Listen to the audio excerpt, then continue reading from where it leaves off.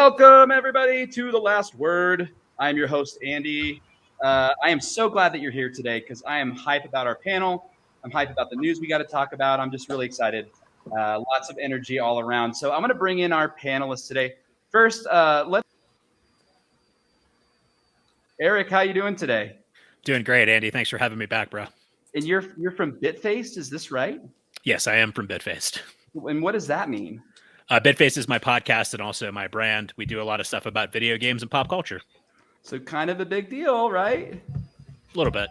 Okay, no big deal. Okay, so next up, we're gonna talk about Skeeter here. Skeeter, how you doing? Good, man. What do you got going on for yourself? Well, just the normal. Kind of do my own little thing for Yu-Gi-Oh card gaming. Well, welcome to the Project Nerd. Last Word. Very glad to have you. Next up, Sean from Hop Toys. Sean, how's it going? What's up, gentlemen? Doing well. How are you, Andy?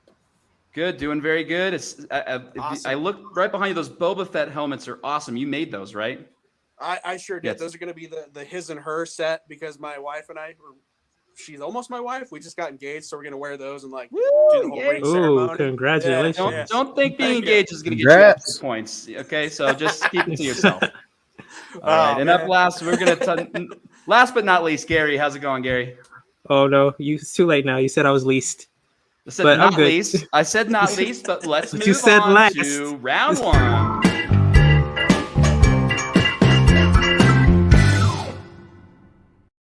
All right, Daniel Craig's James Bond swan song is over, and that was an awesome ride. Now, I'd go as far as to say the movie itself was better than Casino Royale and maybe the best Bond movie ever, but I'm not a James Bond purist like some other people on the panel are today.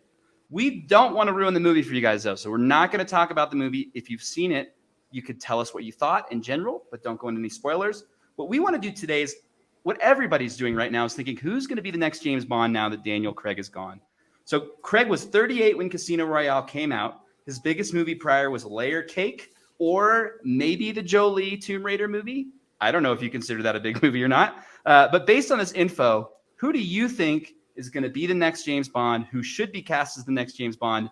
And I think we should just give a shout out right away to Idris Elba, who unfortunately probably won't get the choice, even though we all know that he should be James Bond. I'm going to go ahead and start. Sean, let's get with you first. So let's see. I thought long and hard about this one, and it was really hard to come up with someone who could take over for Daniel because he's been like just the quintessential Bond, in my opinion. But I did come up with someone because in the series Game of Thrones, I loved Robb Stark, right? So Richard Madden would be my choice. He's flexed his muscles already in a whole variety of films and TV. He did Bodyguard, where he was totally action heavy. Might as well have been Bond in that, and he did a killer job. He was great in Medici. He played a great part in Rocket Man. So I'm definitely saying Richard Madden. He's also younger too, so he can play the part for a while, and we can have a Bond for 4 or 5 movies here. Bodyguard, a very, very good short series. I believe it's still on Netflix, but totally worth a watch if you haven't seen it. He's really good in that. Skeeter, what do you think for? Yes, they really do television good. Skeeter, what do you think for the next James Bond? Who we got? I thought about it all day. Who would make a good James Bond? I mean, I love the classic. Don't get me wrong. Sean Connery was great. But I think the next one should be Joseph Gordon-Levitt. Ooh, that's interesting. I did not see that. He's got the look, the mannerisms. I think he could pull it off. Now, do you think that it would start a new revolutionary war if we didn't choose a British person for James Bond? It might, but I think they're going to take the series in a new direction a little bit. Now, you know what? I don't agree with your pick, but I totally agree with your take that they're going to have to do something different because I think Craig was so good that they cannot repeat that same formula again. So I'm going to give you a second point for that. I don't see any American taking the role. I don't. But someone in that vein, kind of the more like, I guess, Tom Hiddleston kind of a character, I think could be really good, that kind of aspect of it. Eric, what do you got? I also think they're going to go definitely a different direction with this. I don't think we've seen the next James Bond, to be honest with you. We haven't heard of him yet. You already said that, Layer Cake was Craig's movie. He became famous because of Bond. I'm going to go against that, though, and pick someone that actually is really famous. I think Cillian Murphy would be an amazing James Bond. And he is actually kind of still in that young late 30s, early 40s age range, so he could probably make that work. He's a good actor too. You know, if they had him come on, why not just sign Chris Nolan and have him do a couple Bond movies? Gary, what do you got? Actually, one of my picks was said already, and Jason Gordon-Levitt. I think that's how you say You were it. going to pick Joseph Gordon-Levitt too? There's Joseph no Gordon-Levitt, freaking yeah. way that 10 No, I people was what are the actually odds? remember. Was it yesterday? I told you I was about to go see the movie with my friend, and that was actually her pick. And I was like, pick, you know okay. what? That'll So work. +1 But- for creativity, -1 for stealing someone else's pick. That's not I didn't steal it. Oh, and I also was going to pick. I can't. One of my picks is actually in the movie. So, but if they don't decide to go that route, I was going to say good old Tom Hardy. Tom Hardy, I don't know if you could go wrong with Tom Hardy unless you're in Carnage, Venom, Let There Be Carnage, because then you could go very wrong. You could go very wrong. You could go super wrong. Let's see. Let's get Sean. Why don't you come back in here? Any ideas that you had off of the other? I mean, do you think Joseph Gordon-Levitt's going to work? I think the idea of having an American play Bond is nuts, man. Like, what are we, 60 years into this series now, and all of a sudden we're going to make an American? You know, let's. I'm all for inclusiveness, you know, but that one, let's just let that be a British person. It could be a male, a female, black, white, I don't care. But if they don't have a British accent and they aren't from the country of England, no, I wouldn't even care at that point. I'd be like, what is this? America has done enough to those movies. Skeeter, any last words? Yeah, I really think they've ran it way too long. Too many, they did the series way too much. They got to take it a new direction to get the new group of people to watch it and follow it into the series. That's what I think would be a good idea. Totally agree. Here was the list that I came up with in no particular order, except for the very end of the list is correct, and it's who they're going to pick. Taron Egerton, Alex Pettifer. If you guys know that name, he's I Am Number 4. Nicholas Hoult, he could easily do it. All British people here. Ben Barnes, who's in Punishers and a couple other things. I said Eddie Redmayne. Nobody laughed at me before the show when I said Eddie Redmayne. He could totally do it. He could be that like kind of suave James Bond.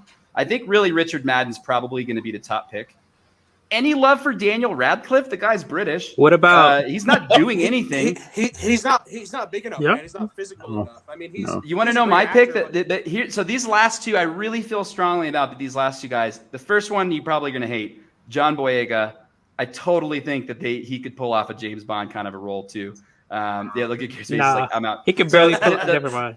So the last one is if you've seen Gangs of London, Sope Dirisu. He is in Gangs of London. It's a show from the guy who did the Raid movies, and it's like an online. Have you guys seen show. Spies Who Dumped Me? Yes, I have. Have you guys seen Spy Who Like Dumped one other Me? person. The guy, Sam Hogan, is that his name? He'd make a good Bond. Sure. Is it sure. Hagen or it's going to Hagen? be Sope Dirisu. Just wait, guys. He's going to get his star made on James It's Bond not. this past week. All right, let's get to the second question in the No first way. round here. So the Battlefield 2042 beta debuted this weekend, and yikes, it was not great unless you enjoyed it. In case it was awesome, sorry that you enjoyed it. It's really not good. There's no campaign in the game. There's nothing unique about it that felt like anything special was standing out. They pulled developers from Call of Duty to make the game. On the flip side, you've got Ubisoft over here who's killing it. They're announcing free-to-play games in the Ghost Recon universe. They have a free-to-play game in the Rainbow Six universe. Where do games go from here? With all these top-tier games being so rough and Call of Duty and Ubisoft finding this free-to-play angle. And then on the flip side, you've got Nintendo absolutely killing it with games like Metroid, right? These AAA titles, what do we do going forward? Because it's free-to-play seems like the new normal, right? Eric, from Bitfaced Video Game Podcast, go ahead and go. Well, it's called the gaming industry for a reason. They have to make money. They make more money off free-to-play, mobile games, microtransactions than they do off of anything high-profile console. We've seen a change from the AAA titles being the number one thing on the market to a lot of the indie titles coming in and making a lot more of an impact. Does the industry go more free-to-play and change because of the finances? Absolutely it will. Follow the money. That's exactly where gaming's going to go. Do you think that's a problem now that everybody's going to do that, or do you see that as a positive for gamers? I tell you what, it's a hard pill to swallow when I'm dropping $70 for a PS5 title that I might get 20 to 40 hours out of.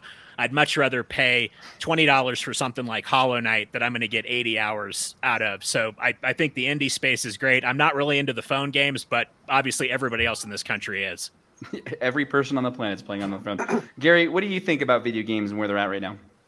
Video games is already where it's at. It's microtransactions all day. That's where the money is. So if it's free to play, then hey, you play it, and then all of a sudden they throw all this extra crap at you that you got to buy, and they hook you with that because you're gonna pay for it because, I mean, you want to be the cool guy on the server. So listen, I always it's wanna easy be the cool guy peasy, on the easy server, money. So Exactly. That's why you're gonna drop that $100 for all the extra stuff. listen, guys, I'm gonna tell you something. This is my piece of advice to all of you. Go with $1 per hour. You're never gonna be bummed about how much you pay for games again, right? If you think about movies, use $7 an hour for a movie. Video games, Right. $2 to $3 an hour. It's great entertainment. Spending good money. Skeeter, what do you think about video games? Are we gonna go free to play for everything? I hate to say it, but I think they might be because it's where it's going. You just take your credit card. Yeah, I'll just make this game more fun, be able to do more. But I still like the old school. I've been playing since Coleco. I like having the physical copy. I love having that, but I do like the DLCs and that. So Okay. and add in extras. That's kind of nice. What do you think, Sean? First off, free to play, that's just not for me, man. Those aren't my style of games. Also, do you guys not play single player games? Because they're still a big thing and they still sell really well and they still break records. You know, we have Metroid that just came out. That's single player. You have Far Cry. Every Far Cry ever has been single player. Valhalla was breaking records. So I don't think that's going anywhere. I think what you're going to see is kind of a hybrid moving forward because there's still the old guys like me who prefer their single player experience. So we're going to have like Halo. You got to pay for the Halo campaign, right? But the multiplayer is going to be free. And then you're going to be able to also, buy all the single transaction stuff and all that. Sure. So do I think that free to play is here to stay? Absolutely. Do I think it's going to take over gaming and we won't have, Assassin's Creed 23 in 15 years? I absolutely don't think that. So yeah. Sean, quickly here. So a couple things. Games like Assassin's Creed, for example, they're basically allowing a pay-to-play option to where you can kind of increase the pace of the game. What do you think about that as an option for these single-player titles? I personally am way into it just because I don't have all that time in the world, and sometimes that can help me get a little bit further in, right? What do you think about it? Do you think that that's a thing that they need to have on all the single-player games now? I think there's a place for it. For the younger generation, that seems to be more of a thing, right? Like my kids and all that, they really love those microtransactions. But for me, man, I really enjoyed putting 170 hours into Valhalla, and I loved every second of it. So, like with Warcraft, you can go onto World of Warcraft and you can level up your character to 60. But I think if you do that, you're losing kind of a lot of the experience. So I'd rather grind it and play the game and do it myself, man. And who are we to tell our kids how to spend their money? We bought Pogs. So Oh my God. Yeah. we bought damn Well, we Pogs. live in a microwave world now where everything has to be quick. Yep. And like, I think the dog agrees with me. Like, yeah, they're so pissed when- about microtransactions. exactly. Like, but for like me, I like playing alone, so I don't mind doing the grind thing. But then I have a nephew. I have two nephews that are like instant gratification type guys. So microtransactions are there. So that's where we are in the world in this generation. They just want everything right now, from McDonald's to video games right now.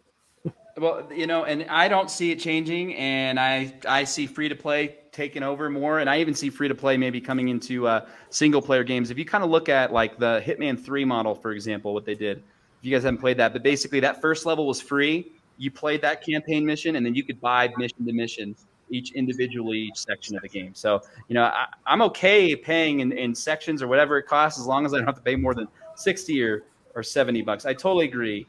F Pogs, whoever said this. Look at this guy. Totally agree with whoever Facebook user is. All right, let me count the score here. Now, this is arbitrary scoring, so I don't know how this is going to go here. So after round one, Sean, you've got 5. Eric, you've got 5. Gary, you're at 4. Skeeter, you're at 3 after one round.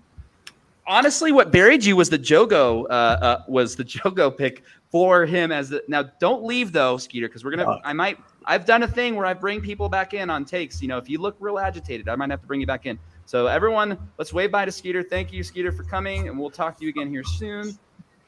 CF3 for life. Totally agree. All right, we'll talk to you CF3 soon. for life. All right, you guys, we are going to move into round 2 now. Great first round. Let's go.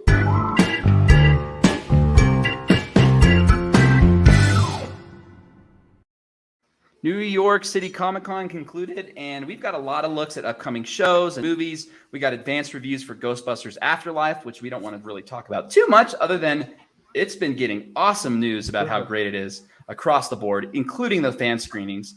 Was the biggest news coming out of Comic Con this year that the Ghostbusters is really that good, or were there any other takeaways that you had? Eric, let's start with you. I'm really excited to hear that Ghostbusters is a great sequel. My favorite thing, though, coming out of New York Comic Con this weekend, I'm a big fan of the show Psych, and we finally got to see the trailer for the Psych 3 movie, This Is Gus, and it looked amazing. I don't know if you guys are fans of that show at all. It's very much an acquired taste. I know some people that hate it and some people like myself that love it, but we're getting a new Psych movie before the end of the year, and the trailer looked really good. Awesome. Sean, what do you think? I think for me, the casting of Will Poulter, I think I'm saying that right, as Warlock in Guardians 3. I love everything James Gunn touches. Everything he makes is fantastic. And the thing about casting people like that is it's like when they cast Heath Ledger as Joker. Everybody's like, oh, it's not going to work. And then it is amazing and it's perfect and it makes sense. He comes from a comedy background. He's done really serious stuff like Shameless.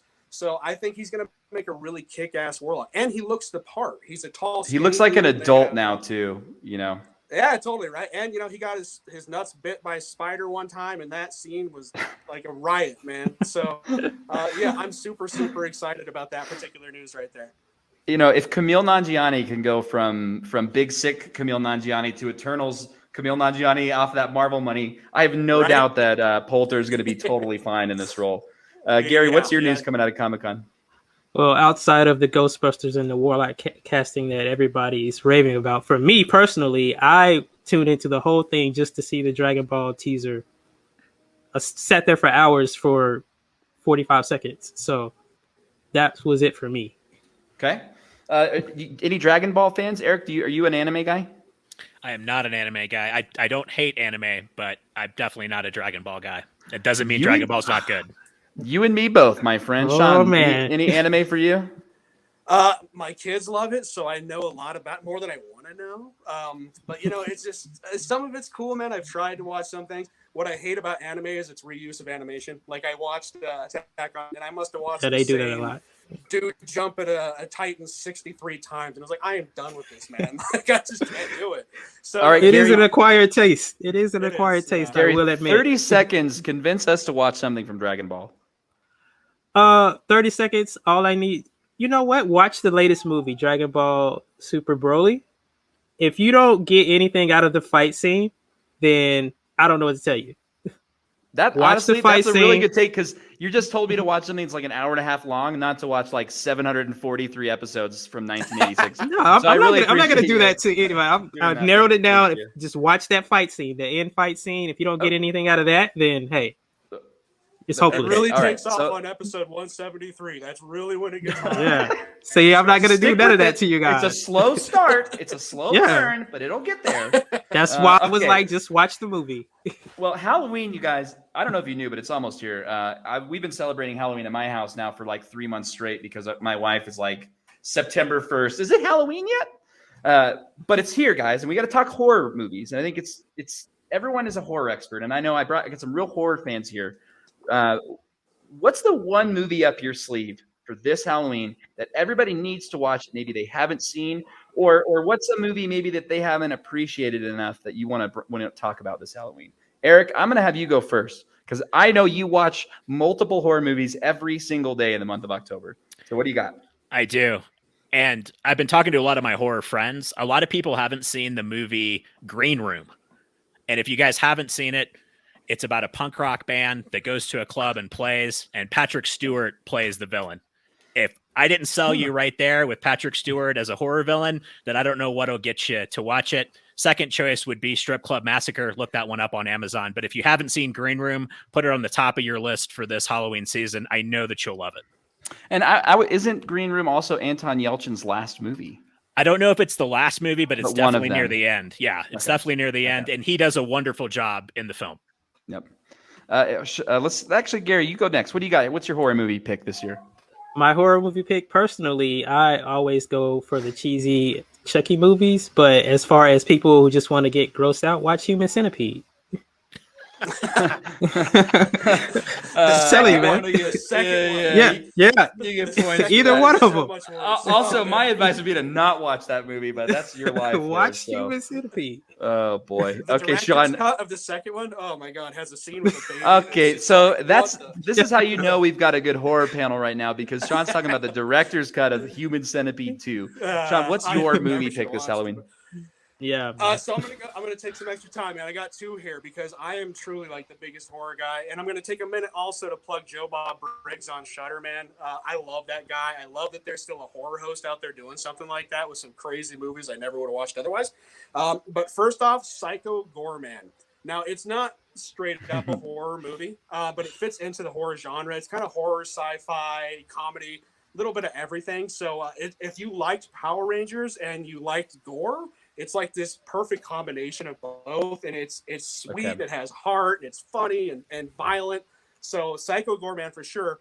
Another one that I think a lot more people watched than maybe normally would have watched because of the way it came out was Malignant, James Wan's newest movie. Yeah. Malignant is batshit crazy. It's got some Dario Argento vibes. It's got some 80s kind of like trauma vibes.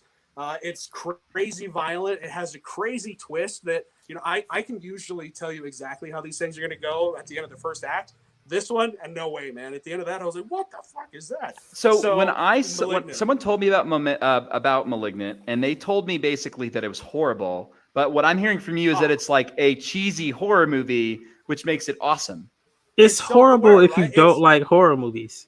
Yeah, and it's a nod to like Italian horror, man. It's the closest we've come to getting like a true Italian horror movie since that industry died back in the early 90s. So like it's got those elements. It has the black glove killer, it has this really crazy twist. It has over the top violence. It has eye violence, which is a big staple of Italian horror. They have a thing about eyes. But it's got all of it, man. And so you can tell by watching that movie that James Wan really, really loves horror. He came from a horror background, obviously, because it has all these just little nods to just all these movies that like aren't necessarily super popular or famous, but if you're a horror guy, you know of them. You had Eric. Me at Giallo, Sean. Yeah. Hell yeah. Yeah. As soon as you said Italian horror, I was like, okay, I'll watch it now. Yeah. And it's very Giallo. Now, have you been avoiding it, Eric? The black glove. I haven't been avoiding it, but I think you and I run in similar circles sometimes, Andy, and a lot of people told me it was terrible. Now, that doesn't mean I wasn't going to watch it, but it takes it from the top of the pile down a little bit. Yeah. Sean has me sold, though. His description right there, I was like, okay, it'll be watched in the next couple days. Oh, and I can see why it is polarizing, because it does really draw off of those really crazy horror movies that not everybody's a fan of, Like Italian horror is really hit or miss. Like you either love Italian horror or you absolutely hate it because it has like weird dubbing and like just a lot of strange issues. The blood was never the right color. But so much came out of Italian horror. They kind of influences like everything in horror is influenced today by what happened with Italian horror in the 80s and 90s. So this movie in particular, I just love because of that. Gary, give us our last word. What's the last thing you want to put in here about horror? Human Centipede. Said it once, say just it again. Really watch Human Centipede, guys. Just watch it. Director's cut It's disgusting. Human Centipede 2 is the best. Yes. All right, well that's the end of our round 2. Let me calculate the scores here. So Eric, you're at 8. Sean, you are at 8. Gary, you are at 7. Unfortunately, Gary, that means that you are eliminated from the second round of the show. Thank you for coming today. Please do not leave so you can say goodbye at the very end. We appreciate you being here. All right, now we're down to Eric and Sean. Now, Eric is a returning champion from last episode, Sean, so you got some work to do here in round 3. Oh, buddy.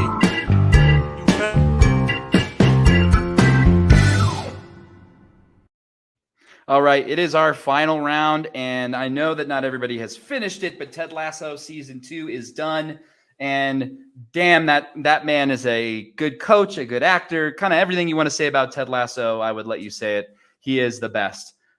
However, there's been some awesome coaches throughout sports movies, TV movie history. Across the board, there's been some great coaches. So I want to know, outside of Ted Lasso, who's the coach that you love the most And maybe who's the coach that you'd want to actually be coached by? Because those could be totally different things. Sean, I'm going to have you go first. First off, Nate is the most well-developed, awesome villain in the history of anything. I hate Nate, and I can't wait to see what they do with him. When that happened, I was like, "What the hell, man? I hate you," and I can't believe it's gone this direction. He's been a dick the whole second season. Let's be honest. Yeah, he really has, man. And he got that little taste of pride and that whole Wonder Boy, and it turned into something you don't want. So you wouldn't want him as your coach then? No, but who I would want as my coach, I thought about this one really hard because I was like, man, it could be Emilio Estevez from the Mighty Ducks. But who I really would want is Johnny Lawrence, man. I mean, he loves the kids he teaches, right? He'll get drunk with you, man. He'll hang out. He's totally cool if you smoke a joint with him.